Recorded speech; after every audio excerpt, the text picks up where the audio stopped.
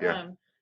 Can I get paid to do like a pet work, I suppose? Is what I'm trying I to say. actually, it's so funny. I Mom knew. tells me one thing, and then I hear something else from you. So, Yeah, sorry. I knew this was going to come up today with you specifically because you'd mentioned it before. And I actually have more information now because I've been on the board, so I've gotten to look at legal cases around this.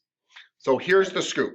Here's the scoop as best as I know it, and I think this is 100% accurate now, having been involved in some cases with this.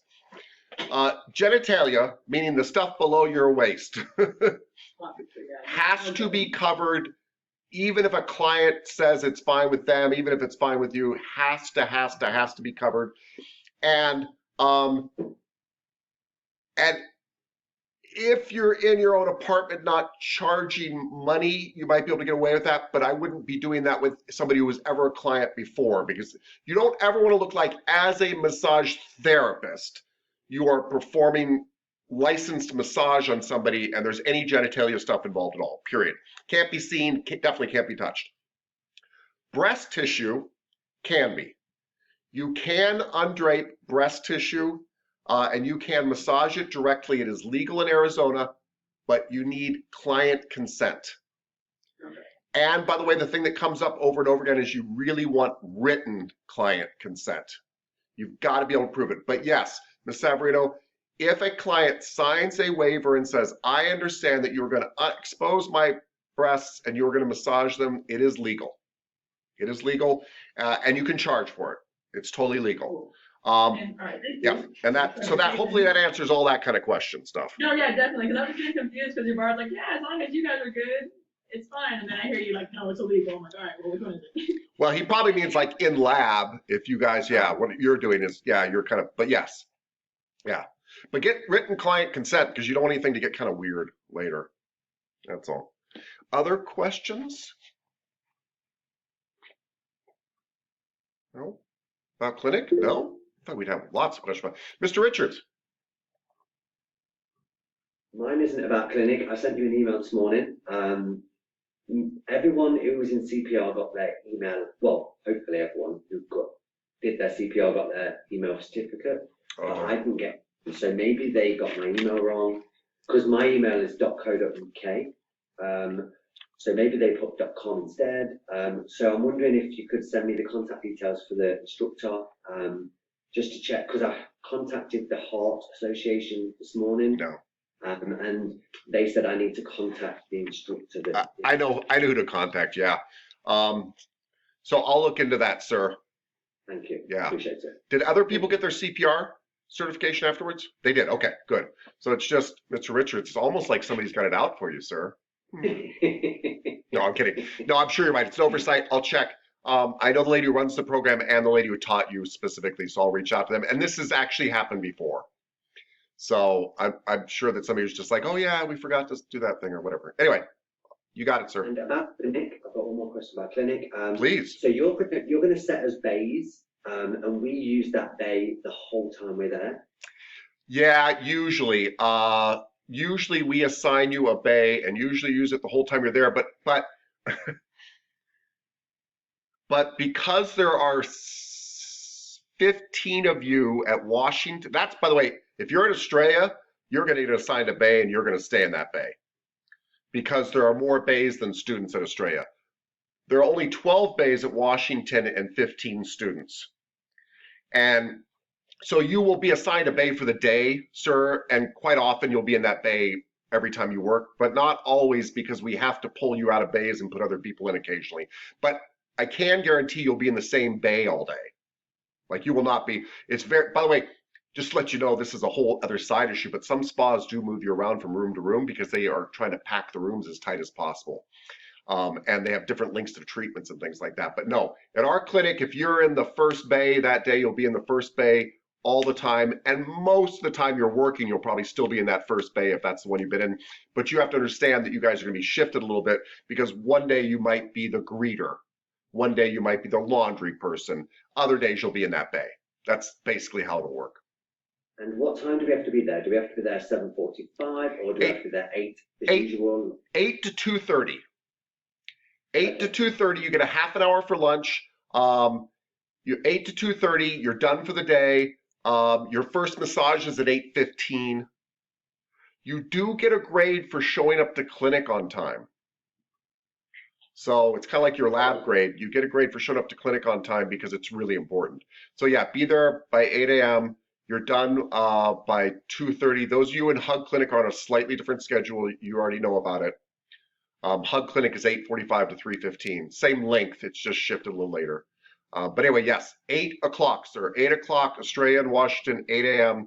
You'll be home early. 2:30, you're out of there. You have a 5-minute homework assignment each night, and I really mean it's 5 minutes. I promise you it's not longer. And it's just, what did I learn today? Share something with the group that's a teaching moment, you know? And it does not have to be profound at all. Yeah. But don't say I learned some people are hairy. Okay. What do we do with that information? Oh, I learned some people are hairy, and if you use extra lotion, it helps you, whatever. You learn, how did you tackle that problem? You know, I learned that if somebody comes and they refuse to not only remove their clothing, but their jacket as well, that turning the session into a stretching bear walk session really works effectively. That kind of thing. Yeah, and if that's 5 sentences, you're done. Boom, done for the thing. Yeah, it's kind of cool. And by the way, I haven't checked people's grades recently, but if your grades aren't doing well, do really well before clinic, because once we go into clinic, you just have these little kind of 5-point homework assignments, and then you kind of finish this class. So, wow. Okay. Okay. Miss Green is very happy about that. Whoa. Yeah. It's okay. We got it. Yeah. Yeah. You're halfway through almost, Miss Green. Yeah. Once you coast into clinic, if you just show up to clinic and smile and do massage, you're done with this semester. You're halfway through. Yes, exactly. Yeah. Anything else, Mr. Richards? Okay, cool. Ms. Hendrickson, please. So is the end of the clinic the last day of the quarter, or is there like a couple more days after that? There is like a half day after that. Okay. So hopefully what will happen is the next day you guys will come to lecture, and many of you will not come to lab the day after clinic. You will come to lecture, and I'll be like, I haven't looked at your attendance, Ms. Hendrickson, but if you have very good attendance, I might be like, Ms. Hendrickson, it's really been a pleasure. We won't even see you at lab today. Goodbye. If that is your case, if you are a perfect attendance person, that means that Thursday you will come to lecture, but you will not come to lab. And you will start your Friday, Saturday, Sunday, Monday, Tuesday, Wednesday, Thursday, Friday, Saturday, Sunday, 10-day week. If your attendance but you'll still finish up that day even then. That's the good news. So if they just have one lab, then I'll still right, on Thursday. Right. So so you should be good. I'll check, by the way, ma'am. But yes, it's kind of like that. Yeah. If you're missing like an hour or something like that, you're going to be fine. We're going to finish up Thursday. If you're missing, it was just was it a whole day? All had to stay home because it was back. So was it just 3 hours? 3 hours, yeah. You're going to finish up Thursday. Okay, great. Yeah. You will probably come into lab, but you're going to finish up Thursday. Right. Okay, right. Gotcha. Yeah. So you'll still have. So if you're just missing 3 hours, everybody, you're going to finish up Thursday the 18th, I think it is. And the reason it's a 10-day week is because Monday and Tuesday of the next week are the makeup days, and if you don't need them, then we go into Thanksgiving. And you will come back as juniors. Yeah. Woo! Moving right up. Isn't this better than high school too? So much better than high school. High school's really rough. So much better. Yes, good. Ms. Creel. Hi, I got a couple questions. Please. I know Monday we're doing the Asian chapter. So what are we doing on Tuesday? I don't have anything written there. Are we practicing for clinic or? Tuesday, I am going to show up at the Washington campus, by the way, to run through with them how they're going to coordinate. They have a bigger operation there, so we're going to run through that. I'm pausing, Ms. Creel, because I'm looking at my canvas to figure out what we have there. You think I should know off the top of my head, but I don't. Let's see. So you're saying after Asian, Oh, it's a review day. We're going to do muscular review. Yeah, we're going to look at pictures of muscles and talk about them. Because remember we did this before where I showed you pictures of muscles? Yeah, same thing. And we're doing this to help prepare you for the rest of your life and for the test at the end of the entire program, because it has those types of pictures in it and things like that. And we're going to make sure you're very well prepared for it. So it'll be a review day. Tuesday will be a review day with no homework because, yeah, I don't think there's any homework. I'll double check that, but I don't think so. Because we want you to kind of get in clinic mode. Clinic mode is just like you're working a job, so we don't want to load you down with homework too. Just saying. Okay, and yeah. I get really mixed up doing the greet to the client and everything, and I know we got to practice, like, with our fellow students about the greet, but I feel like I still don't get it. Because I'm more of habit instead of reading it, and it's like the words are there, like it's like, oh yeah, I was supposed to ask about this and that, and I still get mixed up. I feel like I need to really narrow in, and I don't know. It's just really, I guess that's my concern. I feel like as a genuine, like I can greet my friends and everything calmly and fine, but it's just, I don't know, I just have a hard time with that. And I wonder if other people do too. I guarantee you're going to see some very nervous people on clinic day. I hope this reassures you. Clients know they're coming to a school. You being nervous in many ways helps them because they're nervous too. They're going to a strange place to have a stranger work on them. I've never once in my life, and I was a spa manager, right? I've overseen a million massages. I haven't done them, but I've overseen complaints and stuff, a million massages. I've never once had somebody complain that their therapist was nervous or didn't ask the right intake questions. Not once in my life. Never. Never. I've had people complain that their therapist was lazy. I've had people complain their therapist was not nice. I've had people walk out of a massage before it started, where the person just didn't smile and things like that at them, and they're like, nah, I'm not feeling it. And they've come back and said, I want somebody else. And I'm like, what happened? Just not getting a warm fuzzy from this person, don't want to go take my clothes off. And I'm like, I don't blame you, actually. Like, I get it. Like, anyway, you could literally, and some of you will do this, and I'm totally fine with it. I applaud you. You could be like, my name's Tap. No, mine is not Tap. Mike. I massage. Come with me. I'm going to step out. You go in there. Take your clothes. Take whatever clothes you want off. I don't know. Just make sure you're under the sheet. That's it. It's totally okay. It's so okay. It's okay. It's also okay to do this. Like, hi, my name's Mike. I'm a little nervous. It's my first clinic, but I'm excited. I'm nervous, but I'm excited. And most of your clients, by the way, that come to our clinic have been here a lot, which doesn't mean they have high. Doesn't mean they have high expectations. It means they have reasonable expectations.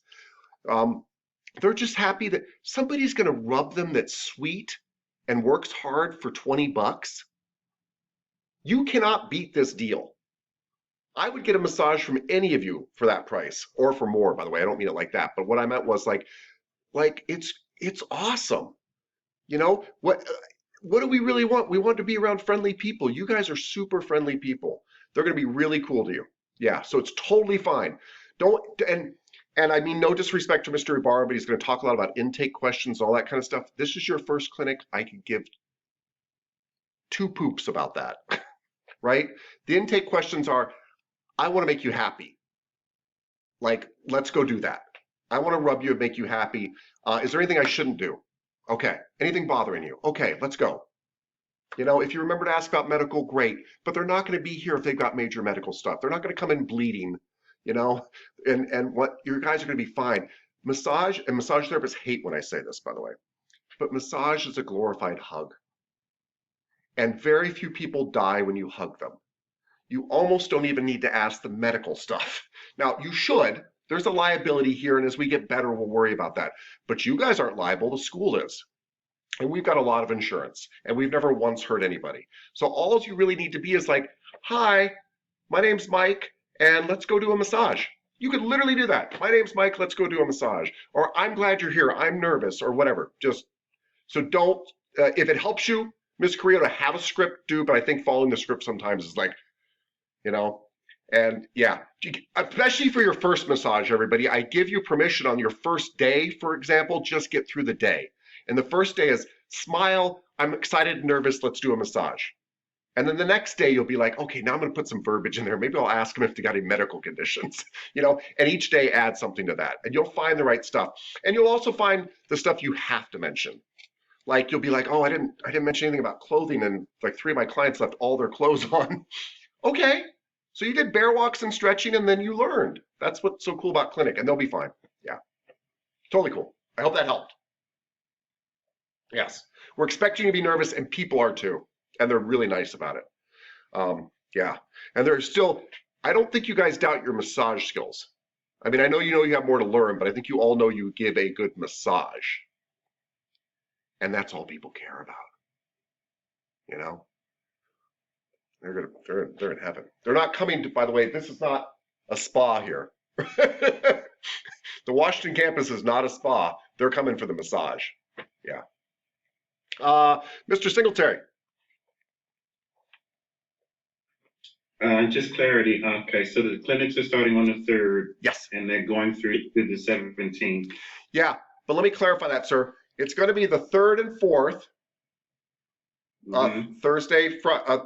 Wednesday, Thursday. I apologize. Next week, Wednesday, Thursday. It's kind of neat for you guys, by the way. Your 8 days of clinic are spread out over 3 weeks because we have Veterans Day. So it goes Wednesday, Thursday. Yes, veterans go. Veterans Day. And then, sorry, Ms. Savarino just reminded me something about vets. The 8th and then the 11th is Veterans Day. Yep. So it's Wednesday, Thursday, then Monday, Tuesday, Wednesday, then Monday, Tuesday, Wednesday. And then the 18th, and then we're basically done. Yes. And then the 18th, and then many of you are basically done. Many of you are done. Not even basically, many of you are done. Yeah. Okay. And then the next class starts on the Monday, the 29th. That sounds right. Let me look at my calendar really quick, just to clarify. Then the next class starts. It's kind of crazy. Yes, the next class starts Monday the 29th. It's kind of cool. Okay, got it. We just got lucky, but it really fell in a really neat way this time. This is the first time it's ever happened to me. Yeah. Okay. We need a clarification on one other thing. What we were talking about earlier. If my friends come over, this is after I have my license. Do I still need to drape them legally?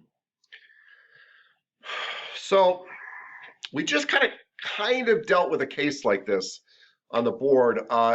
It's a little bit different, but a guy invited a girl over to his house, and he said, and he worked on her before for pay, and he said, I want you to come over to my house to give us more time to work on you. So he was not up front, and then he was inappropriate with her, and the problem that got him was by saying come over to do therapy, you're kind of saying come over and we're going to work under my license. So just be very careful how you set it up, sir. Does that make sense? Like, it really helps that they're your friends and they've never exchanged money with you. Then it's a lot easier for you to make the argument that like, hey, these are my friends. We've never exchanged money. This is in my house and this is not under a license, right? But I would never do it if your friends come see you at some establishment and pay money and then want to come to your house, I would not blur those lines. I don't mean they shouldn't come to your house. You shouldn't massage them naked in your house at that point. Yeah. So just be. Got it. Yeah. You want to be safe, just drape them. Yes. To avoid all that. Yes, but could you massage a friend that is truly a friend that you've never massaged for money before in your house and they're a nudist? Yes, you probably could do that. Yeah. Plus, probably nothing's going to become of that, right? So all that kind of stuff. But yeah, just be very careful you don't blur the lines. Yeah. Once you guys work on somebody for money, it changes that entire relationship at that point. Yeah. Ms. Hendrickson. Oh, yeah, I was gonna ask about the days too. So, okay, so I got the days when the clinic is, and you said we were gonna be getting out at 2:30 every day, every clinic day? Mhm. Okay, so that'll be like out the door, or our massage is ending at 2:30? No, I was wondering. it'll be running out the door. You guys will be at the door at 2:30. Here's why. I'm glad you guys are asking these questions, and I don't mean to bore any of you, but it's important to hear all this stuff.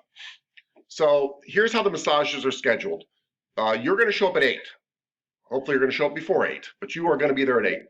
There's an 8:15, a 9:30, an 11:15, and a 12:30. The 9:30, 11:15 are spaced an extra half an hour apart from each other to give you time for lunch. Every massage has an hour and 15 minutes. So it's got an hour to do the massage and 15 minutes to go pee, wash your hands, get a drink of water, whatever. Now, I want to warn you all, and this will happen to you. We know this will happen. People can book 2 massages in a row to get a 2-hour. So they can book an 8:15 and 9:30. If they book a 9:30 and an 11:15, we squish them together. We don't come in there and say, hey, Ms. Hendrickson, take your lunch hour. What happens is Ms. Hendrickson does a 9:30 to an 11:30, and then she has her lunch hour. Okay. And that's just going to happen, everybody. So just understand your lunch hour might be at 10:45, or it might be at 11:30, but you will get a lunch for sure. And by the way, that's assuming we book the clinic solid and all this kind of stuff.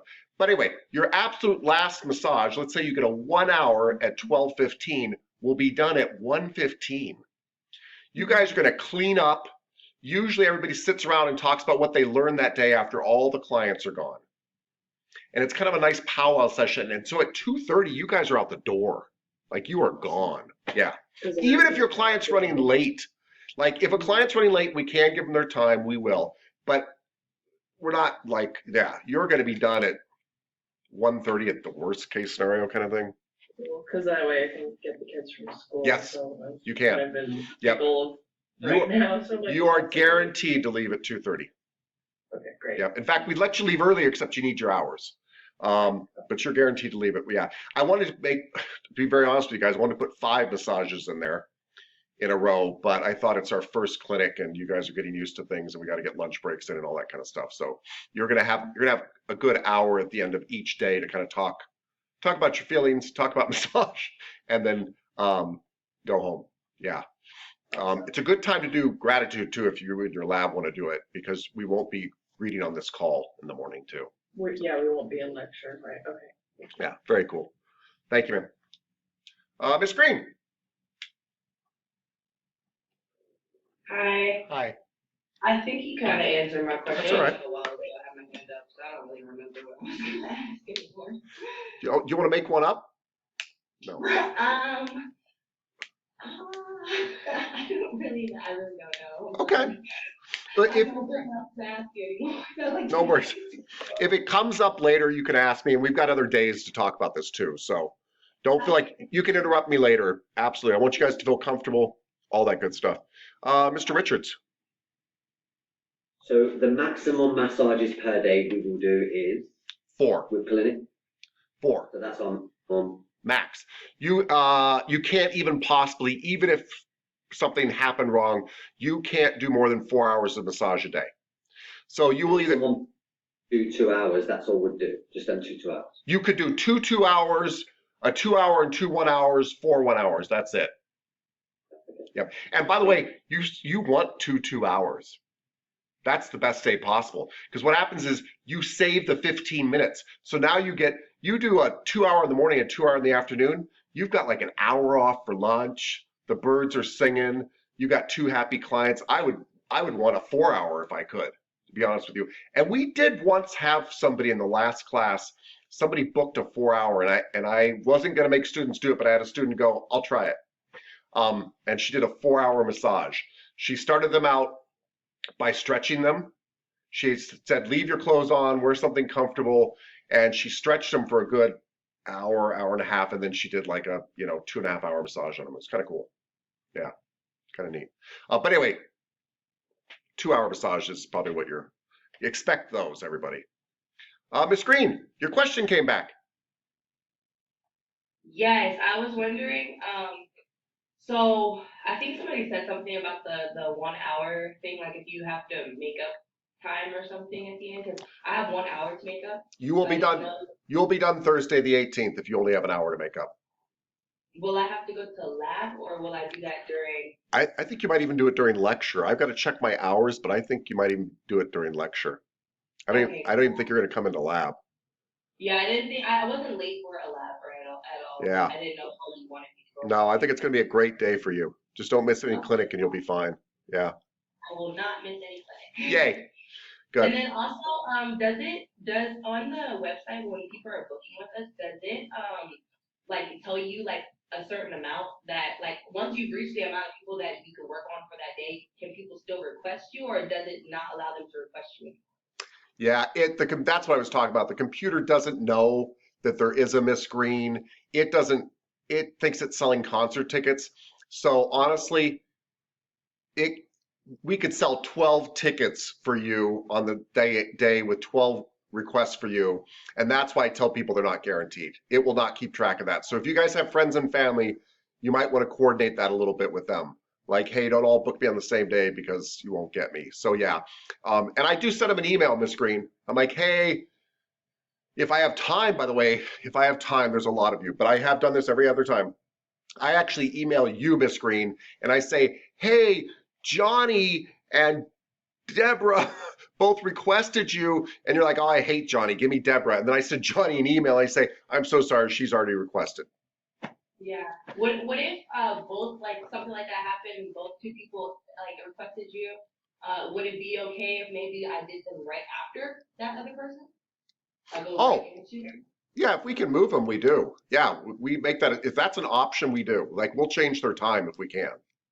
But we have to talk to them and make sure that the time works for them. But yeah, we try to do all that. But it's so much more helpful with requests if you guys coordinate with your family. Yeah, because, that's what I was doing right now.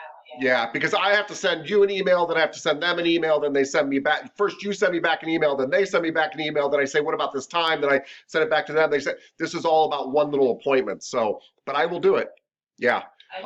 Yeah. So the one thing we do not allow at clinic is requests for male or female therapists, by the way. So if somebody knows you personally, they can request you, but we actually don't allow somebody to say, I only want a female or I only want a male.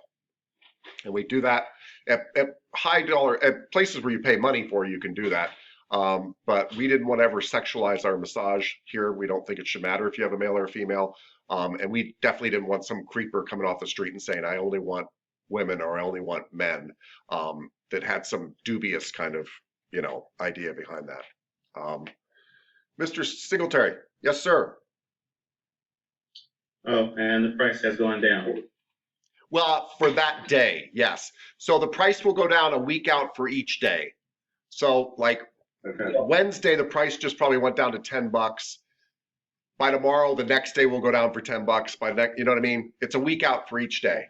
And we did that on purpose. The idea is, here's why we did it, by the way, this little business stuff for you guys to think about.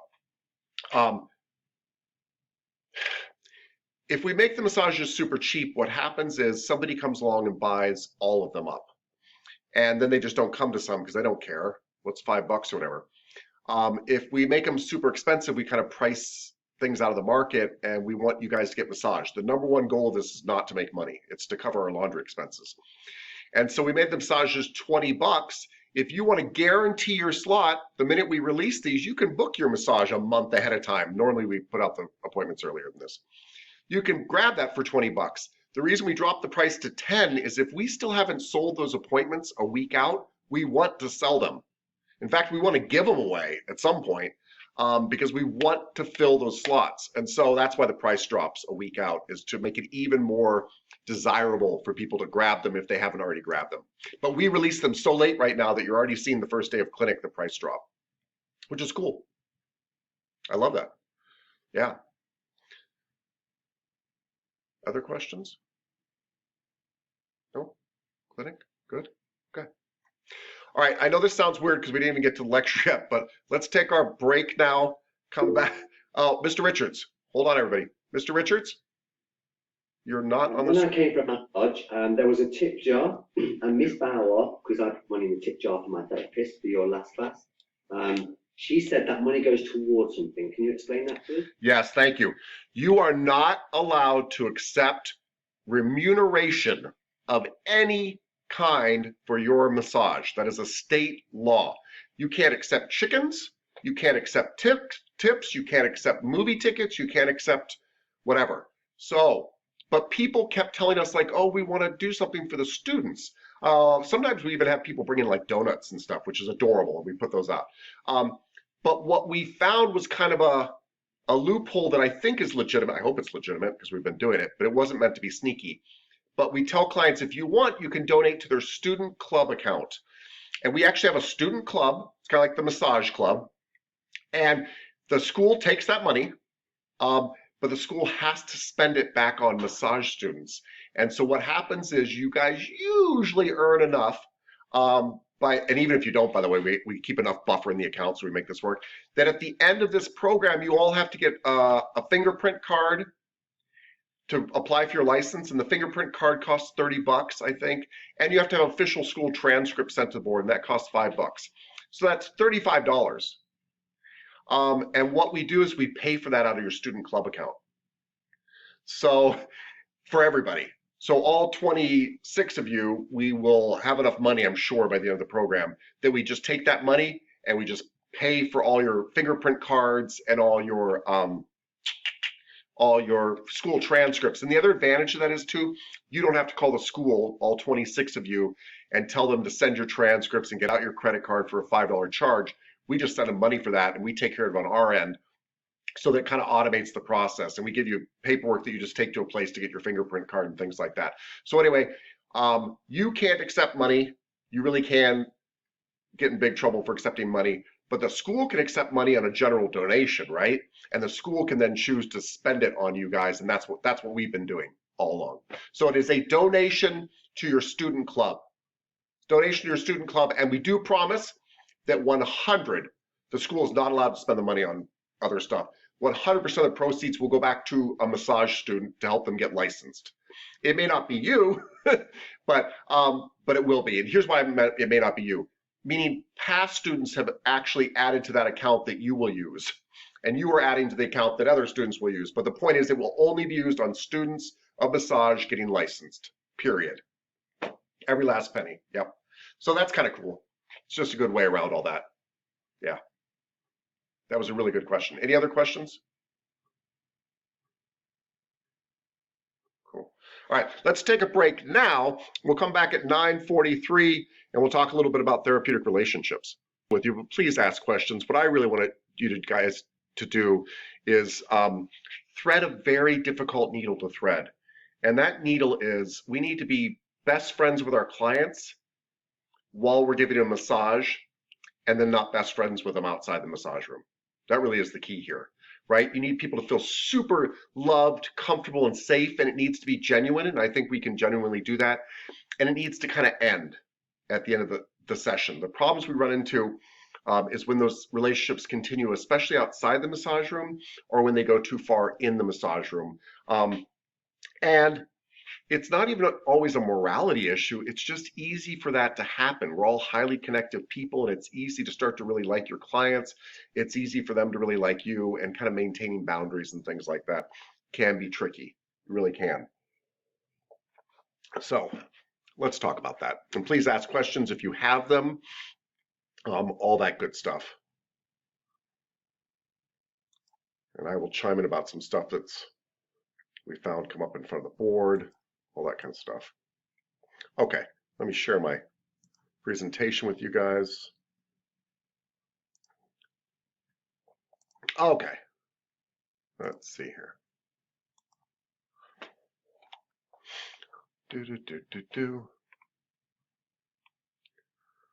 Okay, so we're trying to form therapeutic relationships here with our clients, and that is technically supposed to be the relationship that is best for them, so you can get therapy done. I would argue that it should be best for you as well. And this should be something that feels really good to you and to your client. If you're ever in a massage room and something doesn't feel, beyond nervousness, if something doesn't feel right, it probably isn't right. And so pay attention to those feelings. We'll kind of talk about what to do with those, but trust your intuitions and such. But what we're trying to do is create a healing relationship here, emotionally and physically. We want it to be productive. Same thing we try to do in school, honestly. Your book will talk about professionalism, which is an adherence to a set of values and obligations, and a certain code of conduct, and reasonable expectations. And I can tell you that if there are problems do arise in the massage room, one of the first things that they look at the board is, were you behaving in a manner that's kind of normal for the industry? Were you doing things that was normal for the industry? So there was a case that was in front of the board at my last meeting where a guy massaged way down between a client's gluteal muscles, like in their butt crack. I don't know a nice way to say that. And one of the first things that came up is why? Like, why are you doing this? This is not like normal industry standards. Massage therapists just don't do that. And so that's one of the first things we look at. By the way, I think it's quite possible this person was up to a whole lot more than that. But the fact is, even that was just a weird red flag of, like, you're doing something that just doesn't seem reasonable for a massage therapist to do. And you don't have a good reason for doing it. Always have a good reason for doing whatever you're doing.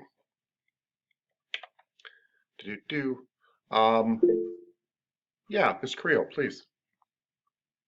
I think it was also briefly mentioned in one of our classes before, and you brought it up, a waiver too. So if this is a habit, right? Yeah. A massage therapist, that could help something like that if the guy was legit, to help protect him from stuff like this, right? Yeah, it would help that the client sign something saying, I know that this therapist is going to do X, Y, Z. But again, a client cannot sign away their rights to have their genitalia touched, ever. So it doesn't matter if the client consented to that. That's just illegal. But you're absolutely right. You could sign that, like we were talking about, like for breast massage, you could sign that away, but that is the client up front saying, I'm aware of what's about to happen. And I would have that waiver be very clear. And then like the massage therapist, because you said sometimes they don't sign it away. The person, like the client could be like, oh yeah, he usually does this and it's always been okay. Right. Oh, that you're saying that you have a habit that other clients can speak to. Is that what you meant? Something like that, yeah. Yeah, I try to treat my male and female clients almost exactly the same, because I want to kind of establish that that's just how I treat my clients. Like, that is typical behavior for me. That's true. Yeah. By the way, good news is I've only been on the board now a couple weeks now, but we've had cases come in front of us twice now. We looked at like 5 cases so far. None of them were gray area kind of things. Like, they were very obvious. There were not people complaining about massage therapists for innocent things. They were big things. So I don't want you guys to be paranoid. We didn't see anything like that where I'm like, oh, this poor therapist, that was just a mistake. We did have one mistake come in front of the board. It was a mistake from a massage student. They applied for their license like 2 weeks before they were supposed to graduate, which you guys will do too. And they put what they thought would be their graduation date on there. Well, at Gateway, that is your graduation date. If you don't graduate by then, it's an incomplete and you have to retake that last class. But at his school, if you don't graduate on that day, they let you keep doing makeup days forever, which is not against the law. And so he didn't graduate on that day, and the board accidentally gave him a license, which is the board's fault, by the way, because they didn't have transcripts. They shouldn't have done it. And he actually brought it to somebody's attention and said, I got a license without graduating school. Well, that's against the law, right? But it's an innocent mistake. And so he came in from the board, and I was really happy to see all five, not just myself, but all five board members went, oh my gosh, that's an innocent mistake. We're revoking your license without penalty, and you can reapply when you graduate. Like, so they're not inhuman people. They were very understanding. They're like, I said, did you work with that license? He goes, no. I said, did you try to work with that license? He said, no. I'm like, we don't have a problem here. It's not. So innocent, I don't want you guys to be paranoid. Innocent mistakes, people are very understanding about. Mr. Richards, please. Do you know how you said that you can give your business card out in clinic? Would you wait for them to ask you for it, or would you just hand it them as they leave? Because you don't want to seem too forward. What would you suggest in that situation? I don't know. I mean, I don't know that I would. Yes or yes. Like, there's nothing wrong in that situation, sir. As long as your license does not say as long as your business card does not say you're licensed yet. So when I went to school, I actually got like 1,000. You could get 1,000 business cards, for $10, right? And mine said LMT on it, licensed massage therapist. But I crossed that out of every business card I gave out, just to be really clear. I guess what was going through my head, sir, is I don't know what the purpose of giving it out this early is. Like, maybe you're going to get future clients. So if you feel like that might be a future contact, feel free. Read the situation a little bit. If they're like, I loved your massage, be like, oh, okay, well, here's my card for future clinics. So yeah, I'm sorry, I had to think through this in my head. Yeah, sure, go ahead. If you want to give it out to everybody, that's fine. Say, hey, remember me for future clinics. It'll also be helpful for this, sir. We do surveys. So we send them electronic surveys, and giving them your card will let them remember your name so that they can use it on the survey. And so that part I like. So yeah, give your card to everybody. Yeah, go for it. I hope that answers your question. I'm sorry I had to think about that a lot. Miss Carrillo, please. Mine was in relation with Mr. Richards. I listened to this audiobook called Never Split the Difference by an FBI agent. He was made by an FBI agent of negotiation. And he was saying that, like, when you're making a sale or anything like that, because I was studying for Comic-Con, if you put the merchandise into the person's hand, they are more likely to buy it. So if you want your name to be remembered, like Mr. Tapscott was saying, yeah, I think putting your card, and because it's free, they don't have to buy anything. It would be received positively. Yeah. And if anything, it's a business card, Yeah, I agree with you. They can always throw it away. And you're right. You're not selling anything. You're just like, hey, I'd be like, hey, there's a survey later, or hey, if you want to request me for the next clinic, here. And then if you didn't like the client, don't give them your card. Hey, buddy, do you need me? Are you getting supplies here too? Supplies for what? Like gloves and those tablets? No, we don't have. Well, we've got gloves here. What about a mask? No, we could use more masks. Sorry, buddy. You have some kind of tablets you're not getting here? No. Maybe. It could be. Well, there's another program. There's two other programs here too. I'm gonna put that curtain away too.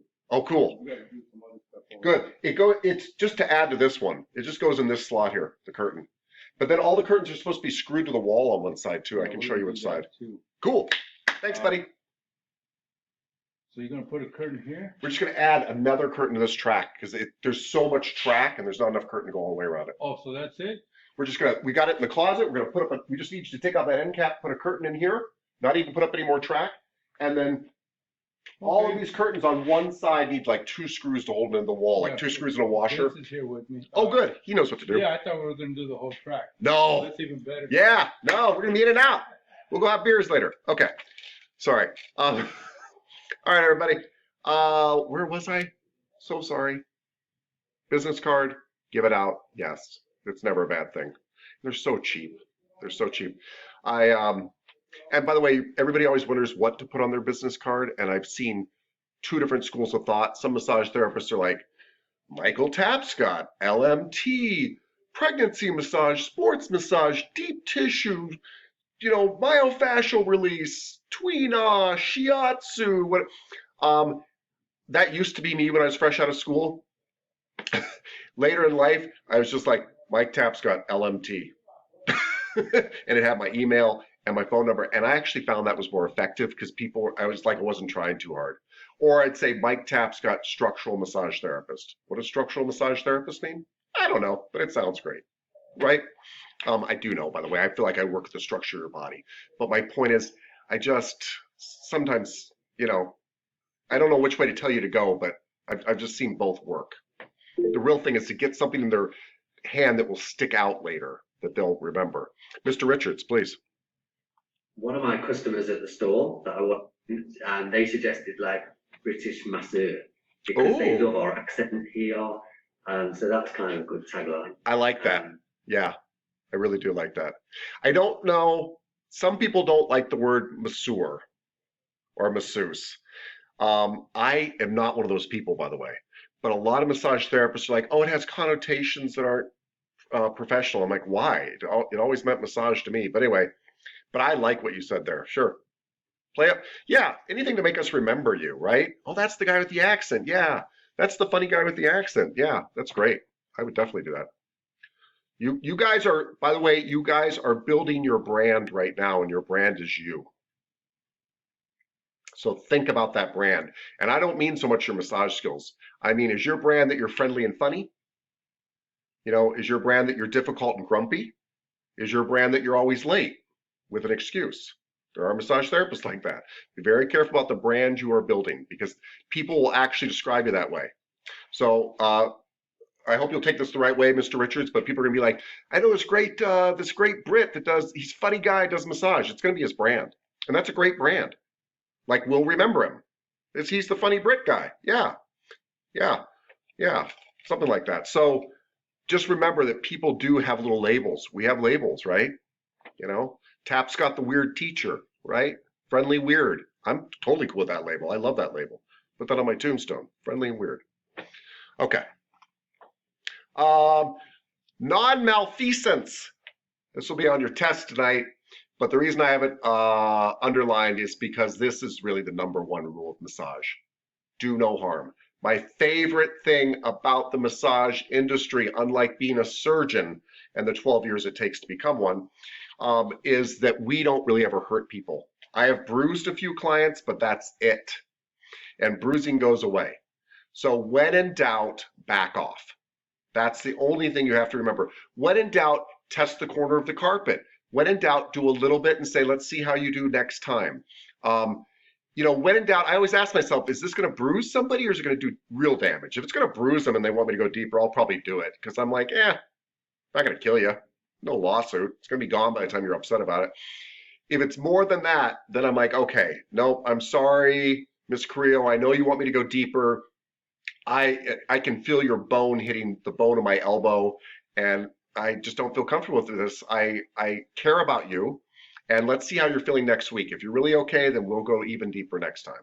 So just do no harm, everybody. I don't mean be careful. People are tough. You guys have seen it now in lab. You can go pretty hard on them. But when you're starting to feel like, I don't know, this feels pretty aggressive to me, then just be like, that's as far as I feel comfortable going with you because I care about you. I always tell them because I care. And it's true. Let's see how you're doing. It's clinic. Come back tomorrow. We'll do it. Come back tomorrow. My teacher will comp you to come back tomorrow. We will. If they're really that concerned and they're like, I want them to go deeper and they only jumped off the second-story building and landed on my back and I want them to jump off the third-story building and land on my back. Okay, we'll do that tomorrow. My teacher will comp you. We'll put you in tomorrow. But that's as much as we're doing today. So again, you don't have to be careful. People are tough. But if it's starting to get where you feel it's psycho and you don't know them, feel free. Do no harm. Autonomy. This one's really big. We want our clients to decide stuff about their massage. Let me give you the best example I can give you on this one, which is you asked me to go deeper. I think it's okay, but I think you're going to be sore as hell the next day. So I say, hey, I'm okay going deeper, are you okay with the fact that you're going to be really sore tomorrow from me going deep? And I've had clients answer both ways. Oh yeah, I don't care. This thing's killing me so bad. Go ahead, beat me up. Okay. And I've had other clients go, oh no, I don't want to be even sore from this. Oh, then we need to back off because we're already going hardcore right now. But let them decide. You know, you're the expert to keep them alive. They're the expert about kind of how far to push some stuff within reason. Does that make sense? They might want a really aggressive massage. I'm fine with that. I only stop them when I'm like, this is just crazy, crazy. You know, let them decide their health stuff. Let them decide.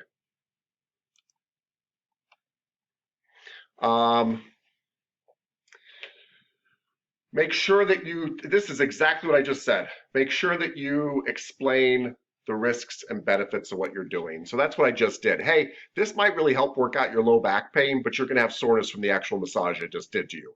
And I've had clients be like, oh, but it'll be a new soreness. I'm cool with that. Like my back's really bothering me. Mr. Singletary, for example, right? His back really bothers him. He might be like, Tap Scott, I don't care.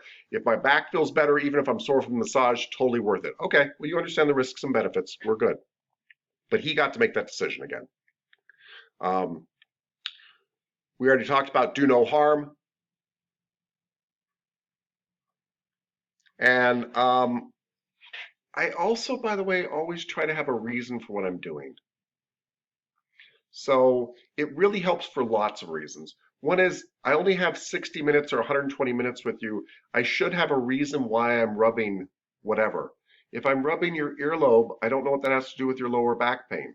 Maybe for some people it does. Maybe it's an acupressure point, but there should be a reason I'm doing what I'm doing. Also, if I ever had to explain my actions, I can be like, I was doing that because I think it increases blood flow to XYZ, or I think that. So have a reason, have an intelligence to your massage. I'm not going to explain to you about justice. Yes, Mr. Mitrak, please. Just real quick regarding more to clinic.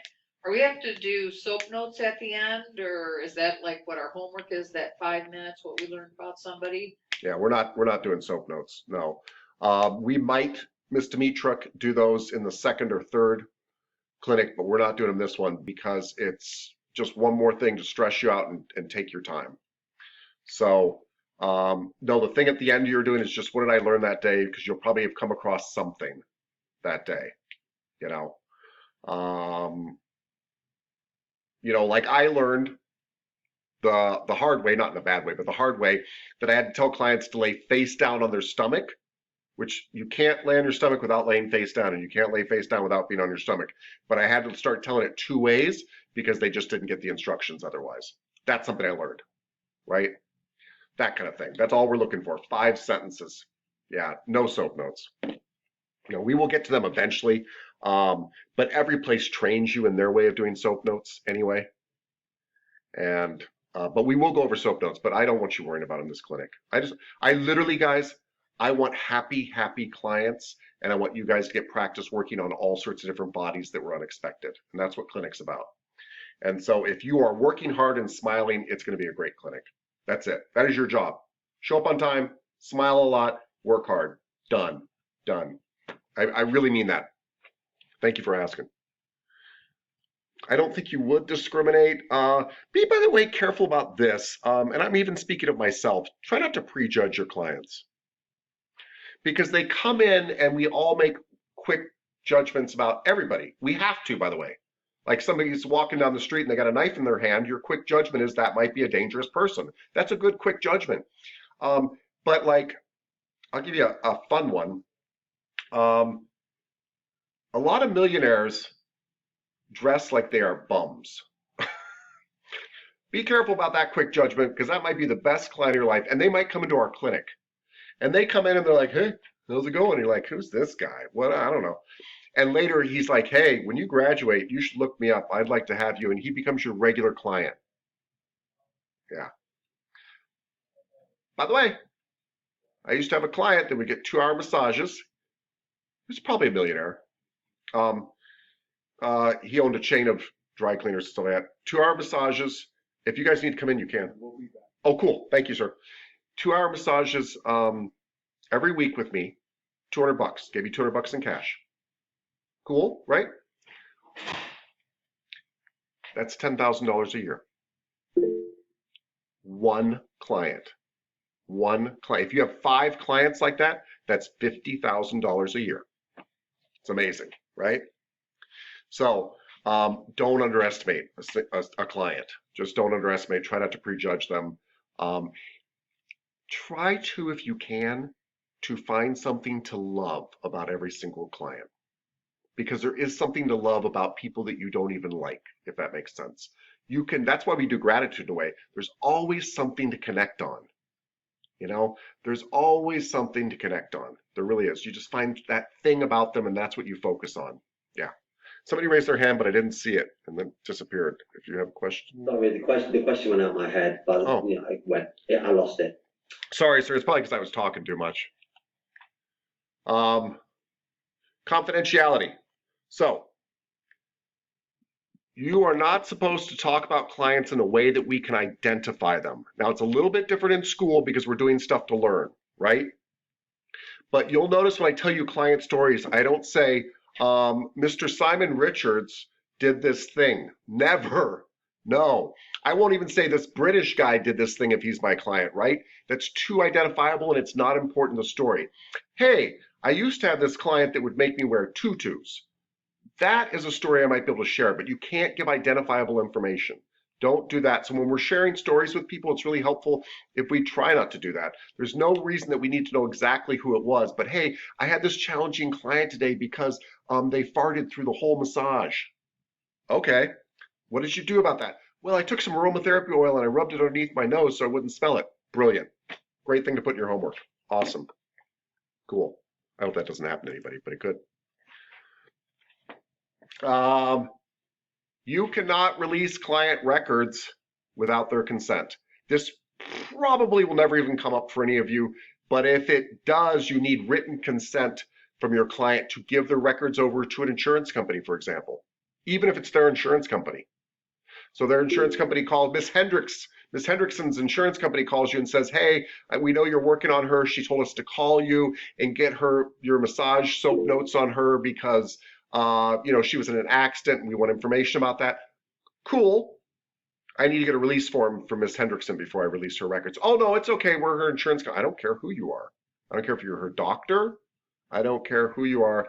You have to have, because those are her medical records, and you cannot release those without her consent. Period. Unless you're in a court of law and they force you to. Then you can. But that's it. Mr. Richards. I remembered my question.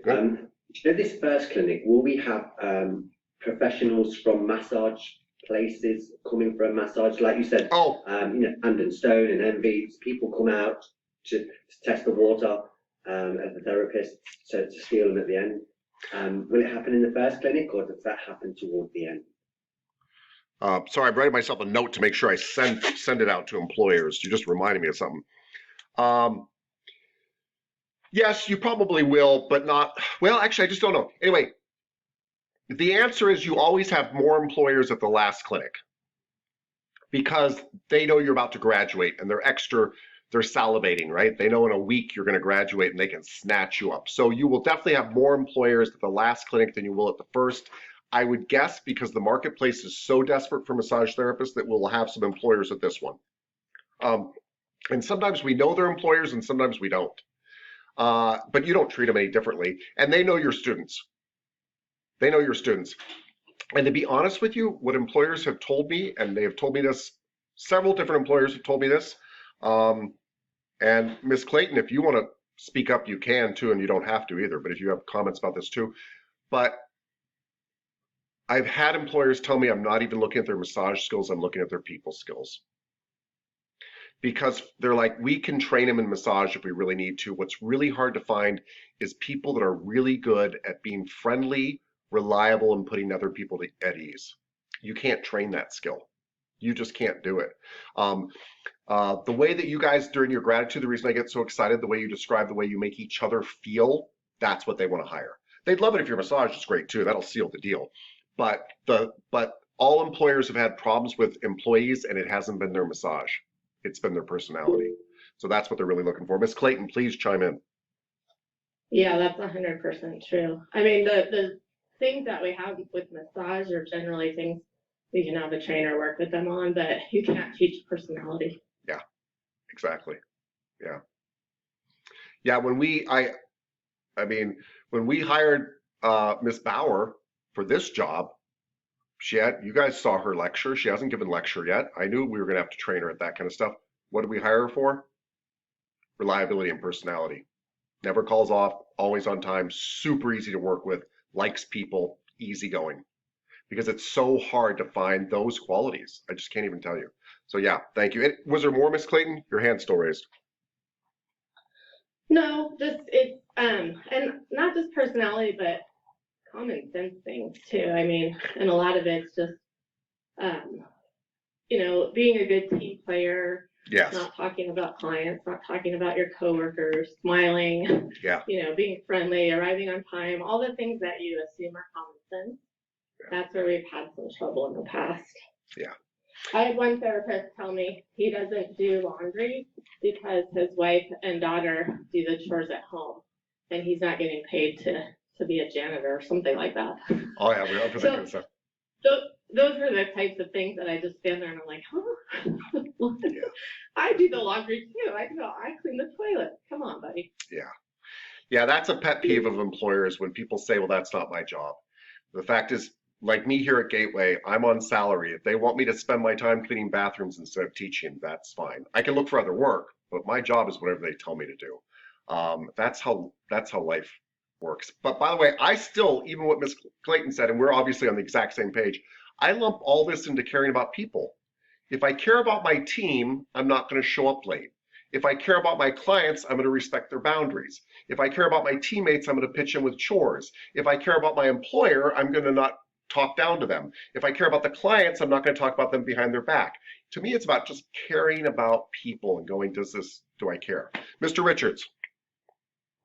Oh no, I was just going to be, hey, Miss Clayton's got heads up on everyone because she can like look around the room and say, I can take that one. Yeah. Possibly take that one. Yep. She's hooked up ready. Yeah, she is actually hooked up. And also, I think I speak for the class, we're pretty impressed with her too. Who wouldn't want to work for an employer the only employer I've ever known in my life who is running a business and chose to go to massage school and has been quite humble here. She's never been like, well, I'm an employer. But no, she's just like us, right? So who wouldn't want to work for her too? Yeah, she's in a very good place. But even if she wasn't here, I do want to kind of tell you all something. You guys will act as references for each other. It's a very small massage community. Yes, there are 10,000 licensed massage therapists in Arizona, but most of them know each other. And when I worked at the Princess, I would literally walk out in the employee lounge, 20 therapists sitting there, and I'd be like, does anybody know Mr. Richards? He's applying for a job. And they'd be like, yeah, he's a really nice guy. Okay, because I'm not going to be able to tell anything from the interview. People lie, right? Oh, you say he's a nice guy? Yeah, I worked in the last place. Really great. He's so easygoing and stuff. Is he always on time? Yep. Okay, you're hired. And I can't tell you how many times I walked out and I'd be like, Mr. Richards? Oh, yeah, that guy, oh, he's trouble. Okay, trust you. Boom, done. Because I've got a stack of resumes this high. So you guys will act as, and by the way, I was bosses of people that were later my boss. I worked for people, I was later their boss. I mean, you guys will, it really pays to have good relationships and stuff. People will remember you from school. Oh yeah, I was with Mr. Richards. Sorry, it's all about you today, sir. I was with Mr. Richards in school. He drove this girl to school every day and he was so nice about it and he would stick up for her and stuff like that. Oh my God, that's the kind of guy I want to hire. Like, he sounds like a good guy. You know what I mean? So yeah, it does matter. All this stuff matters a lot. I wish somebody would have told me this in school. I didn't realize. I didn't know I'd be a therapist for 27 years. Yes, Mr. Ma. Yes, sir. I just want to say there would be probably some different troublemakers in the working place. Like some people is kind of lazy. I don't want to take this job. That isn't mine. But we have another kind of troublemakers like, oh, how many years you work for this one? Okay, I work for 2 years or 1 year. Oh, that's too short. I have been working for this for 10 years. I know everything, like, okay, come on, young boy, let me show you something, it will push you to change your techniques and follow them. Yeah. Doing what, what I'm saying, right? Yeah. Yeah, I hate this guy. I hate these people. Too. So, Mr. Ma, and I know Miss Clayton's going to agree with us. I mean, I hate to speak for her, but I know she's going to because she's had to manage them. I hate massage therapists who are like, well, I've been doing this 12 years. Oh, you're fresh out of school? Uh-huh. Well, no, that's not the way you do it. And by the way, half the time they suck. And they're not even good. Sometimes they're good. And sometimes they're good with an attitude, which is still not good, but they're good sometimes. But a lot of times they're not good. I've gotten massages from massage therapists who've been doing it 12 years that I was like, what the hell was that? And I've gotten massages from students where I'm like, that was really good. Do not worry about that, everybody. The cool thing about this profession is many of you will graduate better. Well, actually, all of you will graduate better than the majority of the massage therapists out there. And I agree with you, Mr. Ma. And employers hate hiring. They don't mind if you've got experience, but they hate hiring the people with the attitude because they won't train, they won't do anything. Miss Clayton, take it away. Yeah, exactly. I mean, it drives me crazy because I believe to the core, no matter who you are and how many years experience you have, you can still learn. I mean, and knowledge is changing, and people that have that mentality, like you can't teach me anything, that's the biggest turnoff. Because you can learn in learning what not to do. I mean, if you don't have that open mind mentality, it doesn't matter what career you're in, people are gonna stop coming to you, and you're just not gonna grow in life. I agree. Yeah. And by the way, I don't mean all therapists. There's lots of therapists who are like, I've been doing this 20 years. They're so nice. They want to teach you stuff. They want to learn from you. But yeah, I hate know-it-alls. They drive me nuts. Yeah. And they undermine. I would only say for me, it's been with our employees, it's probably been about maybe 5 to 10% max, but sure. They normally don't last long either because anytime they get any feedback that they don't agree with, the client's automatically wrong. Yeah. And it's like, you can't tell your clients they're wrong, I mean, it's just, it's a bad outlook and mentality to have for anyone. Yeah, I agree. And by the way, everybody, clients will tell you things that are absolutely ridiculous sometimes, but what you need to ask yourself is not whether the client's right or wrong. What will happen if I run into this type of person again? I'm always trying to figure out like, okay, this person's insane. No, I'm not going to do my massage standing on one foot. I don't understand that. But what happens when I get another client that wants to do my massage standing on one foot? We're trying to learn to manage different personality types, and it's highly likely you'll get that personality type again. So don't worry about whether they're right or wrong. Worry about what am I going to do the next time, right? It's kind of like people are kind of like the weather, right? It rains, yes, and sometimes that's not cool, but you need to figure out to get an umbrella. So, right, instead of blaming the rain. And so some clients are difficult, but what am I going to do the next time I get that difficult client to fix it? So that's what I'm always thinking. Don't think whether they're right or wrong. Yeah. Okay. Mandatory reporting. If you do think somebody's being abused, if you had an elderly person or a child on your table and they were all bruised up and you thought they were being abused or they shared information with that you are supposed to report. That you can report. You can break client confidentiality. You can call the police and say, I suspect that my client is being abused. It is highly unlikely this will ever happen to you because it's highly unlikely that somebody that is abusing an elderly parent is also taking them for massage, or somebody that is abusing their child is also getting massage for them. So you probably won't come across this, but that is something that you could break client confidentiality, and you should, and you are supposed to report it. You have a legal obligation. Ms. Savarino. I see how it's talking about like, I see how it's talking about incapacitated adults and elderly, but like, what about if it's just like, a normal person, but they have bruising all over them and it looks like they're being like domesticatedly abused? Do you do anything about that, or is it more of like? It's not a mandatory reporting situation, unfortunately. Yeah. Because theoretically, so it's children, elderly adults, and if they're like incapacitated. Yes, it's people that you theoretically. I wish we could do it for everybody, but it's theoretically people that can't speak up for themselves. Okay. Yeah. Thank you. I agree. Yeah. And again, I've never in my career come across this. Doesn't mean it won't happen, but it's just like people in abusive relationships aren't like, well, I'm going to the spa today, honey. It just doesn't usually happen, unfortunately. Yeah. Okay, thank you. But thank you for asking. Yeah. Okay. We're moving right along. I don't have to tell you guys about respect. Empathy is what we all try to build here. Empathy is not sympathy. Sympathy is, oh, poor you. That doesn't help people. Poor you actually really implies, oh, poor pathetic you.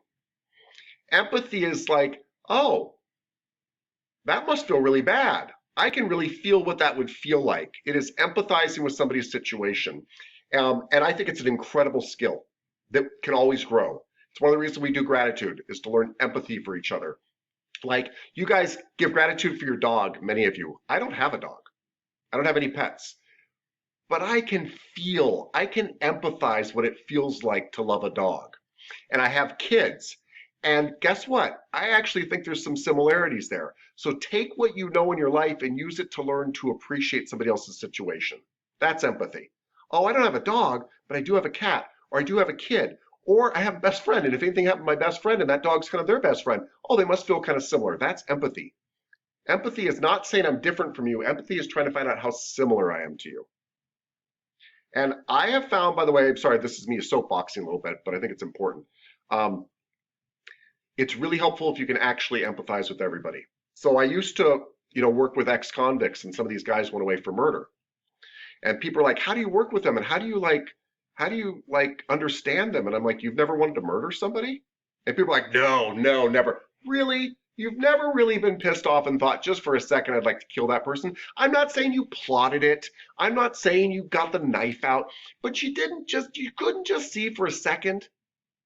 No, never. Okay, well, let me ask you this. If you were raised in a family and your father was a gang member and you learned that violence solves problems and now you were angry, do you think you could murder somebody? Oh, well, that would never happen because you weren't raised that way, but could you see if you were raised that way? We need to empathize with people to realize that if I had their background, could I possibly feel that way? And the answer is yes. Always. It's always yes. Of course. If I had your background, of course I could feel your way. I'm not somehow superior, right? So try to really see how that person could be me.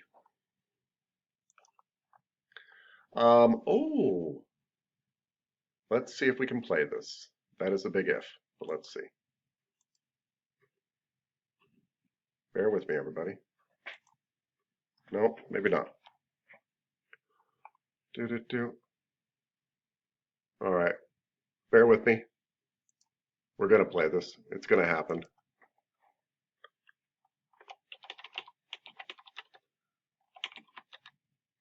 Okay. All right, guys. Hold on. There's more than one way to skin a cat here. All right, tab, here we go. There we go. Okay. Hopefully you can hear this.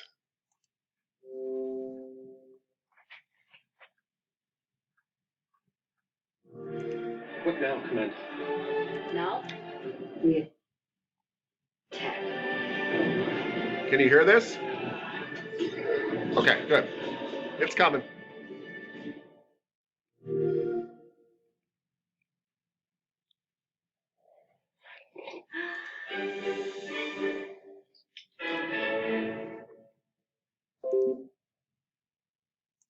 So what is empathy, and why is it very different than sympathy? Empathy fuels connection. Sympathy drives disconnection. Empathy, it's very interesting. Teresa Wiseman is a nursing scholar who studied professions, very diverse professions where empathy is relevant, and came up with 4 qualities of empathy. Perspective taking, the ability to take the perspective of another person or recognize their perspective as their truth. Staying out of judgment, not easy when you enjoy it as much as most of us do.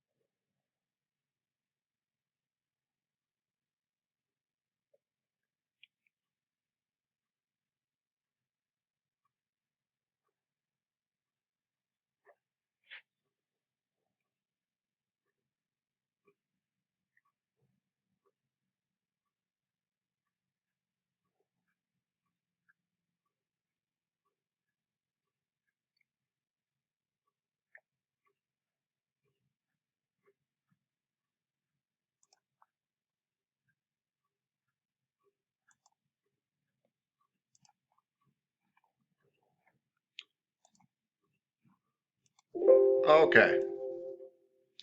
Thank you for telling me to mute myself. So what I love about this class so much, by the way, is the fact that I feel like you guys do that kind of vulnerable empathy, where you are willing to be vulnerable and sit in uncomfortable situations with other people and relate instead of distance yourself from them. So thank you for that. All right. Questions, comments, by the way? Can you hear me? Okay. Yes, Miss Correa. One thing I like to tell people, I don't even remember where I picked it up from, but it's so hard to feel, especially if people, rather keep stuff to themselves, is totally fine. I like telling people that I don't know what you're going through or what hardships it is, but I want you to know that I'm on your side. Yeah, And I like that. and if you ever want to open up, you can. And Yeah. it's to let them know that I'm not just there to provide empty words, but, they I like have it. somewhere to have someone to talk to if they ever decide to or not. Yes, I like it. And that ties actually into what's coming up in this chapter too, which is we're not therapists, by the way. I know we're massage therapists, but we're not psychologists and such. But remember, we're not actually healing people. We are creating healing spaces. So we are creating a massage room where they can heal, where they feel heard. I'm not there to give them the answers. I'm there to hear them. I'm not fixing their body. I'm creating space in their body for the blood to flow in their body to heal itself. We're there to create healing spaces. Yes. Yes, yes, yes. Thank you. All right. Moving right along. Boom. Don't forget about the trust bank. You guys, if you've ever heard of 7 Habits of Highly Effective People, Stephen Covey talks a lot about trust bank. And you add to the trust bank every time you do something you say you're going to do. And you actually, strangely enough, and this is something that took me a long time in life to get, I'd be like, well, I was only 5 minutes late. What's the big deal? It's not that big a deal, but why would somebody give me more responsibility when I couldn't handle the small responsibility? And I always thought, well, it's a small thing. It doesn't matter. But small things are how we learn to trust people on big things. And we add to our trust bank by actually doing the little things. I had an employee at the Princess once. We had 3 buttons on polo shirts that we wore. Polo shirts, they just had 3 buttons up here. You had to button the top 2 buttons. That was the rules, whatever reason. And I had a massage therapist who would only button the bottom button. And my boss is like, you got to put an end to that. And so I was like, you got to button your second button. And she wouldn't, and I'd write her up. And finally we got to her 3rd write-up, and I went to my boss and said, I don't think I can fire somebody for not buttoning a button. And he goes, I get that. And I appreciate that seems petty to you. He goes, but I also don't want somebody working for me that isn't willing to button a button to keep their job. And if that's what they're doing in front of us, what do you think they're doing behind us if they're that petty? And so we fired them. Anyway, so think about the small things actually matter more than the big things. You guys have talked about this in class a lot where you're like, hey, it's just a small thing, but I'm so glad that I have my dog or my friend here. No, those are big things. The small things are big things. Trust banks. We don't have to get into cultural competencies, not because they're not important, but because all this comes from respecting other people. This whole chapter is about respecting other people for who they are, right? And I think you guys are good at that. So I'm not trying to gloss over this. I'm just trying to say, I feel like this is stuff we're good at.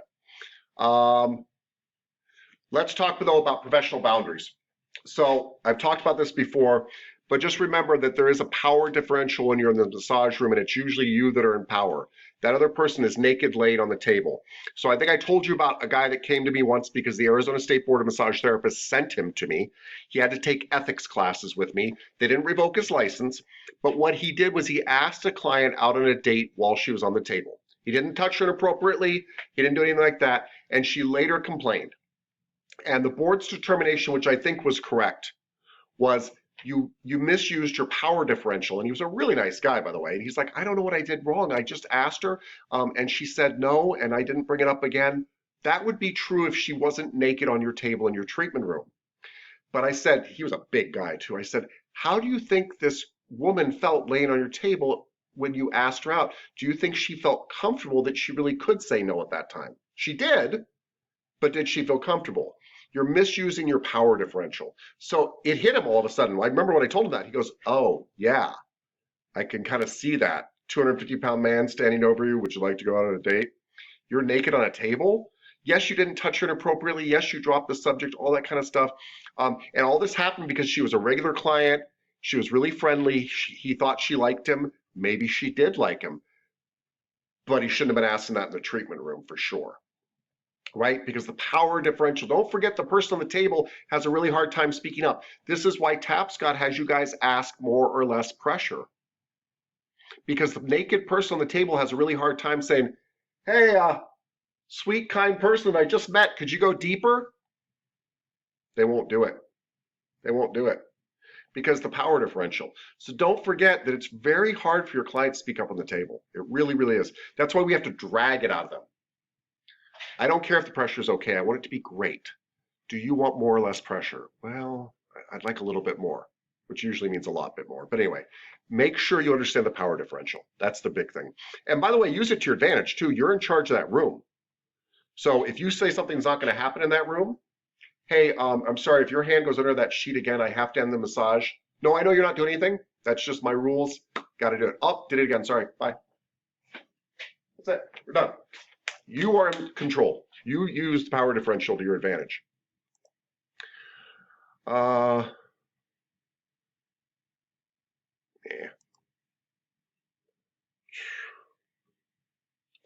So, one of the ways we connect with others is to disclose information. I tell you that I went to the alpaca farm, right, with my girlfriend. We talked about the cute alpacas. I just disclosed personal information to you. You didn't know what I did on the weekend, right? But you can disclose too much. I don't disclose to you, and afterwards we got in a fight, and so I'm feeling kind of lonely, right? That did not happen, by the way. My girlfriend and I can't even remember having a fight with her ever. But I say that to you afterwards we got in a fight, and I feel kind of lonely. I just disclosed too much, and I also just gave you an opening that maybe I'm kind of lonely. Maybe you really like me, and maybe we could be closer and more than just friends. You've opened a door you shouldn't. So be very careful. Kind of disclose stuff that people might see on Facebook or Instagram. Don't disclose other stuff. Does that make sense? We do want to build connection, right? But people don't need to know how good your relationships are going. That's a real dangerous disclosure right there. You're always in a relationship. In my opinion, that's just my advice, and it's always going great. That is very helpful right there. I don't care if you're lonely. I don't care if you don't want to be in a relationship. You're in a relationship, it's going great, and you don't talk about it to your clients. I don't really talk about that, but it's going great. Yep, very happy. Yep, that's it. Just helps to keep that stuff from crossing over certain boundaries. Watch your social media use. By the way, the other thing I did at the Princess is the minute you apply, I look you up any place I can and see if I can find stuff about you. I Google you, I look you up on Facebook. I had somebody literally like doing beer bongs and jumping off a roof. They had a video of it into a pool. And you know Tapscott, I probably do that stuff on the weekend. Who knows, right? But I don't want somebody who doesn't have the forethought to not post it on the web, right? Don't post super personal stuff on the web. If you look at my Facebook page, it's loaded with trips to alpaca farms and things I've cooked, right? It's never me doing a keg stand, okay? Don't do it. Although if I could do a keg stand, I probably would post. No, I'm kidding, don't. You guys also have to decide on boundaries, like when do you cross them? So in general, people say, don't hug your clients and stuff like that, but I've hugged many clients. But I make sure it's something the client wants and it seems to be a genuine friendship reaction. I've also hugged clients when they were crying because it seemed appropriate. But that's stuff where you have to really judge what you're doing there. And it's completely acceptable, but just make sure, like, am I being there for this person, especially right now and not later? That's the thing I really measure. You should not be talking to them about their feelings outside the treatment room. It stops in the treatment room. If things kind of go outside the treatment room, you know that somehow a boundary's been violated. It's not the end of the world, but that's time to really shut it down. So if the client calls later and says, hey, I really appreciate you being there for me. Is there a chance we could talk a little bit more? I'm so sorry, I can't do that. I just can't. I really care, but I can't. Just don't let it get outside the treatment room. It really, really helps.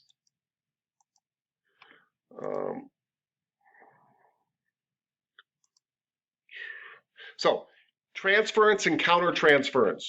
Transference is when a client transfers personal feelings onto you and starts thinking of you as their best friend, thinking of you as their boyfriend, girlfriend, and it's very natural. There's nothing wrong with it in and of itself, as long as they don't act on it. It is very normal when I come get a massage from you every single week and you pay more attention to me than my own girlfriend does for me to be like, oh, Mr. Richards is so sweet. He's pretty cute too.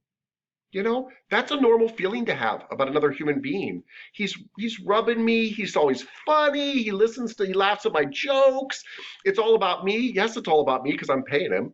And it's easy to kind of like gaze into his little British eyes and just be like, oh, that's really normal, everybody. There's nothing wrong with that. What's wrong is if I say, you know, if I start probing Mr. Richards and trying to ask him out afterwards and things like that, that's not okay. So it's okay if your clients have crushes on you. They will. You guys are adorable and lovable. People will have crushes on you.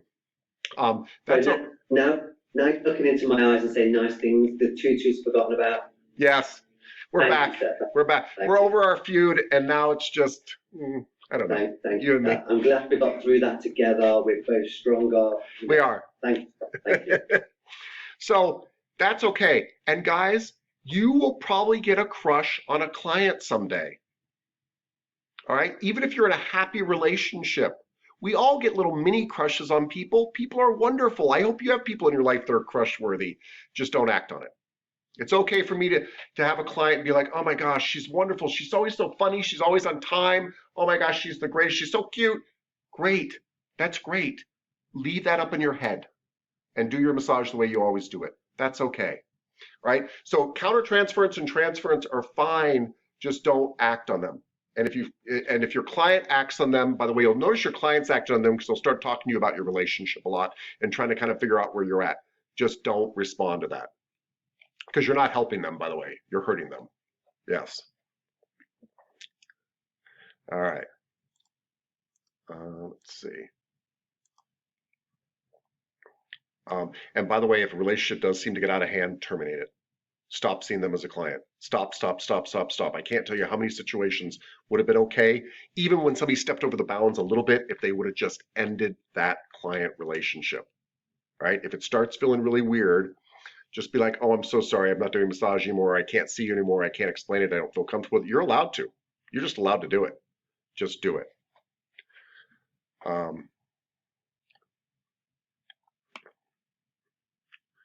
Let's see. I think, well, financial boundaries are something to be a little bit careful about. It's not a big deal, but be very clear with clients what you charge up front before you do stuff. And if they say, hey, can I stay an extra half an hour or whatever, absolutely, if I've got the time, that'll be an extra $30 or whatever it is. Let them know. Don't assume anything. It just helps a lot of stuff if people know. And you can't change prices on them from what you've advertised, all right? You can't change prices after the massage is gone. That's called bait and switch.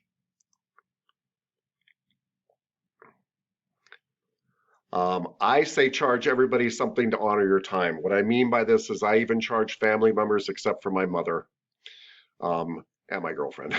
I charge everybody $20 an hour. So clients, I charge $100 an hour, but I meant like my cousin. Even if I had a sister, I would charge her because otherwise people are like, well, if there's no fee, I'll just take unlimited massages. I want $20 so I don't resent you, and you need to pay $20 because like we just need something like to establish the fact that I'm still doing work here, you know? Ms. Carrillo, please. Yeah, this was like a bit of an issue in the art community, and it can apply to anywhere. Like, this is respecting that we're putting in like 700 hours. We're putting in $4,000. We're putting in our time it took to learn it and the effort we took to learn it. And that's what people are paying for. They're paying for our experience that we did in school and the practice and everything like that. It's to respect it. That's exactly right. And it's to respect yourself. And it's just a very good idea for a lot of, if you want me to just stand there for an hour, I want you to pay me $20. It takes effort. Yeah. And otherwise they devalue your art. Exactly right. And you guys put a lot of time in here. And it's not about being a hard ass. $20 is nothing, but it's just, something. Yeah. Um, and you guys can do whatever you want. By the way, that's just some personal advice on that one. Mr. Ma, please, sir. Yes, sir. I just want to say you're doing great. That's a really good idea because not only we should respect other people, you also should respect yourself.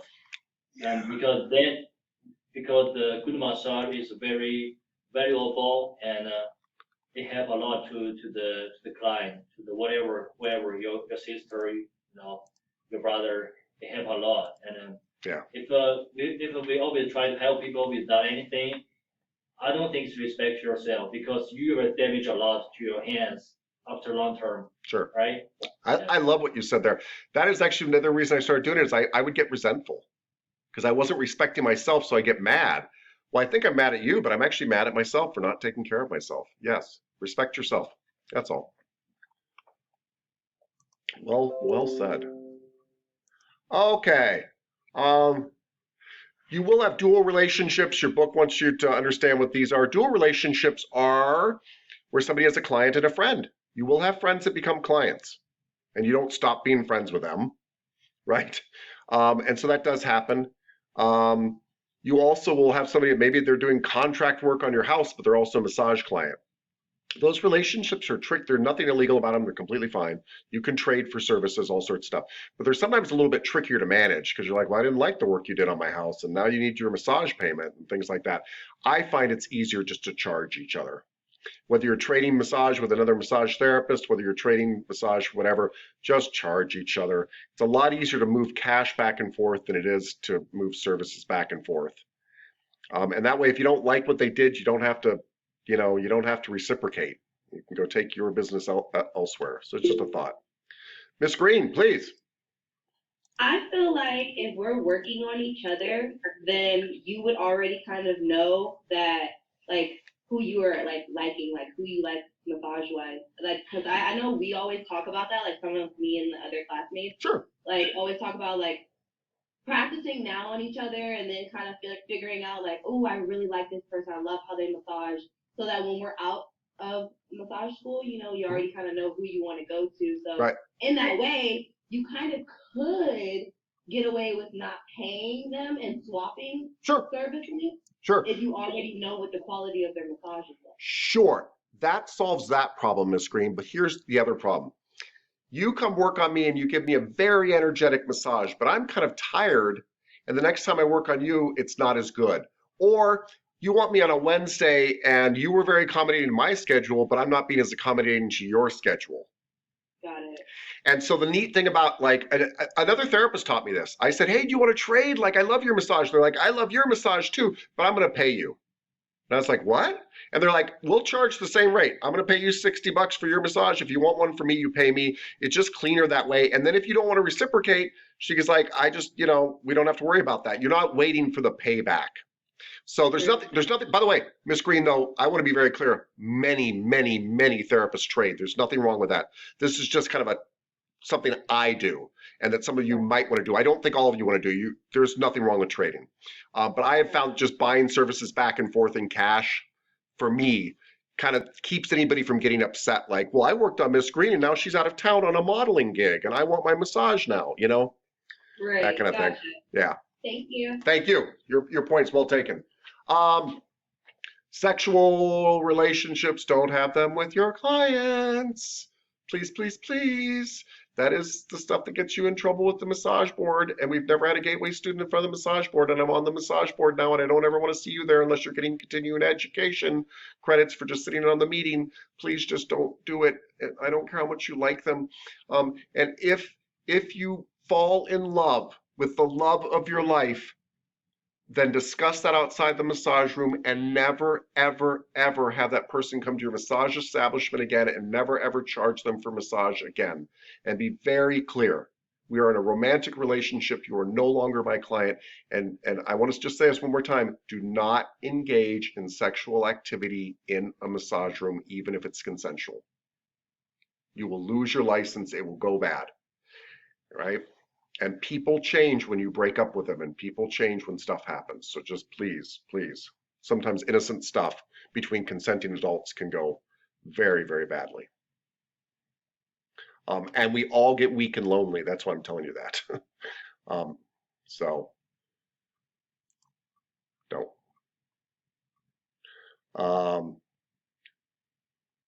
And of course, you wouldn't discuss sexual problems or any sexual talk with clients ever, ever. And I wouldn't really have clients discuss that with you either. Don't take your cell phones into your massage rooms. There have been many, many problems with this. Unfortunately, there are a couple of therapists in the entire nation that were filming their clients. But the problem is if your cell phone is in the massage room, the client can claim you were using it to film them. And you don't even want somebody to be able to claim that. So it's most establishments do not allow you to have your cell phone in the massage room. It's just considered a no-no, and it's a really good thing not to have on you. There's nothing you're going to use your cell phone for in the massage room, and people are like, well, maybe to check the time. Great. You mean you have to open up your cell phone with a naked person in the room and check the time? Get a clock. Count Mississippis. Do something. Just don't do it. No. I think, everybody, last but not least here, I think, avoid terms of endearment. Don't call your clients honey pie, sweet pie, sugar plum, lover buns. This is something I actually had to break myself a habit because I am very friendly. I'm like, oh, hun, oh, hun, oh, hun, but you can't do it. You can't call people, oh, hun, that are your clients or your students or things like that. It's very innocent, but it just, unless you're a waitress at a diner. And then I feel like you have to call everybody sugar pie if you're a waitress at a diner. But it's adorable there. Ms. Hendrickson, please. I never appreciated it when people use terms of endearment when I was a waitress. I would rather no. call me ma'am or miss. Yes. I found it very offensive, especially when it was like yes. just something that makes you seem like a little girl. Like yes. And this is something, by the way, that you're absolutely right. This is something, by the way, too, that men don't understand because as a man, I love it when a waitress calls me hun. It seems like a term of endearment. But as a man calling a woman that, it's a very different experience. Okay? So I'm not saying for every woman and every man, but it's very different because of power differentials. Again, yes. And for the men out there, I heard some really good advice that I really agree with. They said, don't say anything to a woman that you would not want a man in prison to say to you. And I wouldn't want some man in prison walking by and going, hey, hun. No. So don't do that. It's a really good way to kind of check yourself. If the power differential is different, would I want to hear this? Because we're often like, oh, it's nothing. It was innocent. Yeah. Miss Everson. I guess that's kind of a, I'm going to have to try to remember. Wait, you're kind of cutting in and out, my dear. Look what I just did. All right, try again. All right, how about? I think we're okay. Yeah, start talking. Yeah, I think that's a cultural thing, or at least for me, because in Missouri, everyone used to say "hun, darling, sweetheart." Yeah. And the go-to. So I mean, you greet someone, and you're like, "Hi, darling, how you been today?" Blah blah blah. That's kind of where I got it from too. Is from like that was kind of a country thing. Just be careful with your clients. Yeah. Okay. And again, I actually think it's something that men have to be more careful with than women because of power differentials. Yeah. But again, what we don't want is somebody to think that your term of endearment is you're flirting with them kind of thing. That's the thing. But you're right. It is definitely a cultural thing. There's no doubt about it. Okay. I need to address this too. Male erections on the massage table. So we're all adults here, but I need to be really, really clear with everybody, just in case you don't know, just in case there's even one person out there that doesn't know this. You will have a male client someday get an erection on your table, a nice male client. This does not mean they are attracted to you. It doesn't mean anything, and they're probably mortified. So it's not a reason to end your massage. It's not a reason to do anything except ignore it. Men can be turned on without having an erection. They can have an erection without being turned on. And one of the big things that stimulates male erections is being relaxed. And so when they're relaxed on the table, and I've had straight men get erections with me on the table, and they were mortified. And they're like, I'm not gay. And I'm like, no, you're not gay. You're relaxed. Like, it's not a big deal. So you just ignore it and move on. Now, if somebody reaches under the sheet and they are trying to touch themselves during the massage and it seems inappropriate to you, you discuss consequences, which are, hey, I need your hands out from underneath the sheet. They always, always, always say I wasn't doing anything. And sometimes it's true. We don't know. And I always, always say, I'm not accusing you. I just need you to do this to continue the massage. Oh, I'm not blaming you. I'm not accusing you. I need your hands out here to continue the massage. Okay. They go back under, I leave. But they don't ever go back under after they hear that real clear statement from you. So if you discuss consequences, you have to stick to them. Okay? Mr. Richards? So if they're just repositioning themselves, as men have to sometimes, that's not a problem. You just forget it. But then if they do it again, then obviously... Yeah. And that, by the way, that one's, yeah, quite often men are repositioning themselves for your benefit, right? They're trying to move stuff out of your way. And that's a tricky one, you're right. And no, I don't address that at all. And I'm actually kind of appreciative or whatever, but it just doesn't matter. If it's happening a lot and you feel uncomfortable, you can say, hey, I need your hands to stay on the outside of the sheet. That's just a rule I have in massage, you know. Yeah. Yeah, Ms. Clayton, what do you say about this? Well, it definitely has happened with our services, and sure, I've had to tell certain therapists that, ask those questions. Were they, playing with themselves, touching themselves? If not, it's just a normal thing. Yeah. But what my thought is, would it be helpful to put another blanket or something over them? Would that make them less embarrassed? Oh yeah. Oh yeah. That's why I, by the way, use a modesty towel on every client I have. Mm-hmm. Like an extra one though. Yeah, you could literally throw it over them without even saying a word. Mm-hmm. So yeah, that's what I was thinking. Yeah. I told this story here in lab to half of you, so I might as well tell the rest of you. When I worked for the Princess, I did the practicals, right? I was the lead therapist, eventually the manager there. And so you had to give me a massage to get a job there. And I'll never forget, I had Flora Bueller from Germany come in. I was 25 years old. Flora Bueller was 65 years old. And she started giving me a massage to see if she could get a job there. And I got an erection. And I freaked out laying on the table. I was like thinking, one thing, she's going to think I'm a pervert. Second, she's going to think I want sexual favors to get a job here. I mean, I was just like, I don't know. And she's my grandmother. If you met Flora Bueller, she's your German grandmother. I was flipping out. And I was a fairly new therapist too, so I didn't even know what to do that. And she had a folded up towel next to the table, and she's rubbing my leg, and she just flips the towel over my, groin area and just keeps massaging. And I was like, oh, she treated it so much like, oh, yep, that happens all the time, boo, do. And it diffused the whole thing in my head because there was nothing wrong going on, right? And she didn't feel anything was going wrong. I was freaking out. So yeah, I would easily just throw another towel over and just keep going, right? It's just not a big deal. But I feel like I have to address it because of those type of situations. And in all the situations I've encountered, the clients are usually mortified. They're embarrassed. So never had to be a bad thing in and of itself. And the clients, by the way, the clients I've had be creepers, they didn't have erections. They were just being creepers. I don't know what they're up to. I've actually never had the two things connected. So, Ms. Hendrickson, you still have your hand up. Is that just left over?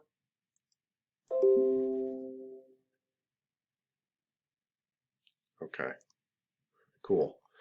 Everybody, I do want to say this. If you have to terminate a session, go tell the manager what happened right away. Because you want somebody to be able to back up your account. If you don't have a manager to go tell, email somebody. Emails are incredibly good legal documents because they are time-stamped. So just ended my massage. It's SpongeBob. Oh, dude, you got to come in here really quick. Come here. Here, let's see. Let me move this. I want my class to see you. They're online. Guys, I just feel like we have to see SpongeBob here. Here, back up so we can back up a little bit. Come back with me. There's SpongeBob. Hi, pal. Thank you. you. Thank you. All right. My name's Mike, by the way. My MTI club is doing holiday pictures until 2:00 right over there. I love it. Yeah, next to the computer commons. Okay. So come on over and get shot. All right. I'd love to get shot. Good. Thank you. Have fun with your class. Yeah. Sorry, random strangers coming through in SpongeBob outfits. I love my life like that. Anyway, if you ever have to end a session, document. So I've been in court cases where they pull email documents, and they're very powerful because they show that that's what you wrote at that moment. Everybody else documents 4 months later. That doesn't matter, right? What I wrote down, right? I told so-and-so to remove their hands from whatever, and they didn't, so I left the treatment room. Send that email to me. Fine, send it to yourself. Whatever, it's great documentation. Just kind of backs you up. Documentation is always great. So I hope, by the way, we got 1 minute left. Your homework is released. I hope that all this didn't freak you out, because honest to God, I think I've done 15,000 massages. I think I've only walked out of one. And not because I felt in danger, just because I was like, this has to end, and that's it, and they didn't, and so I left, and I'm not even sure what they were doing for sure, they didn't do what I said, so I left. 99.99% of those were fantastic. I've only had like 2 angry clients out of the 15,000.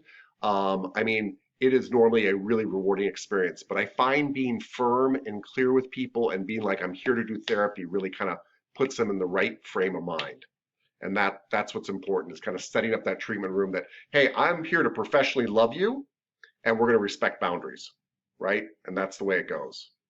So that's what I have to say about that. Your homework, which is released, is, let's stop sharing this too. Hold on. Your homework is 47 questions on relationships and a video on hamstrings. And Mr. Singletary, I will try to find out what's going on with videos and why they don't upload for you. And it's 11 o'clock. And thank you. Thank you. Thank you. Thank you, everybody. Bye-bye.